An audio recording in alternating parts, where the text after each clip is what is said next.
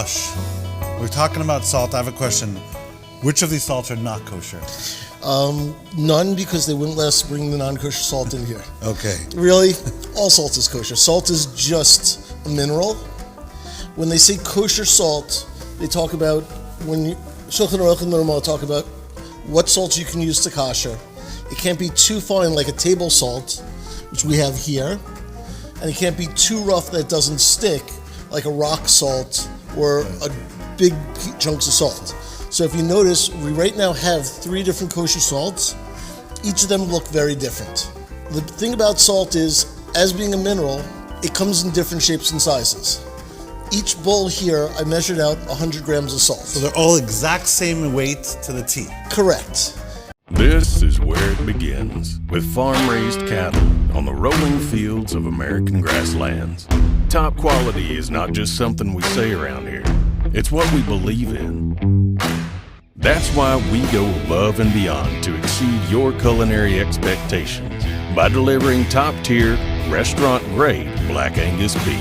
Crafted, cut, and packaged under strict supervision. Only the finest cuts make it onto your plate.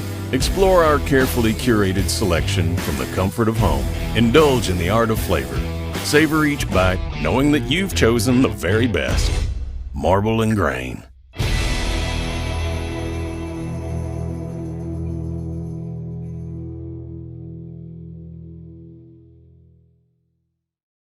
Each bowl weighs the same amount, but if you notice, no bowl has the same amount in it. Correct. And it's kind of shocking when you have this kosher salt here versus the table salt. It looks like triple the amount. This one also, I mean... This is why it's important in recipes to pay attention to when it says by weight or by volume. Very important, especially That's why, salt and baking. Right. That's why unless a recipe says Diamond kosher salt or Morton's kosher salt, you have to do everything by weight, because otherwise you don't know which salt they're using, and 2 tablespoons of this and 2 tablespoons of that is not the same thing. No. I mean, even look at the boxes. The boxes are the same weight. Are they all the same? Yeah. They're all 3 pounds? Yeah.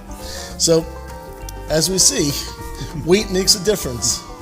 We don't judge, but weight makes a difference with salt. So, for instance, what salt should we be using on our amazing marble and grain meats? My favorite, personally, for flavor is Diamond Kosher. It's a nice, airy salt. It melts well into the meat. It absorbs very well.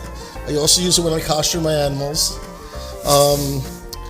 And it's light and fluffy.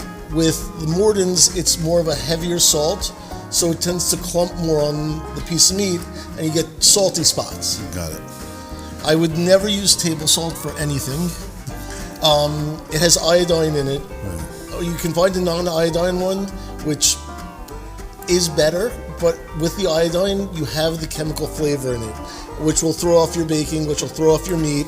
And why do they put iodine in table salt? Because way back when, people needed iodine to cure gout, I think? Gout. I think it was gout. So, since people weren't getting enough fresh vegetables with iodine, they put in the salt for sailors, I think. Okay. And let's talk about sea salt for a minute. So sea salt, great on salad. Finishing salt. Yeah. Basically, that's what we use it for. It's just too big to put on a piece of steak. If you're taking with a 2-pound piece of steak, this is about the amount I would use. This is about 1% of 2 pounds. So if you look, you put this on the steak. No, it's going to be way too much surface and saltiness. It falls, and you'll have spots that have spots that don't. This one, it's a little better, but as in Goldilocks, this one's just right. Got it. Okay.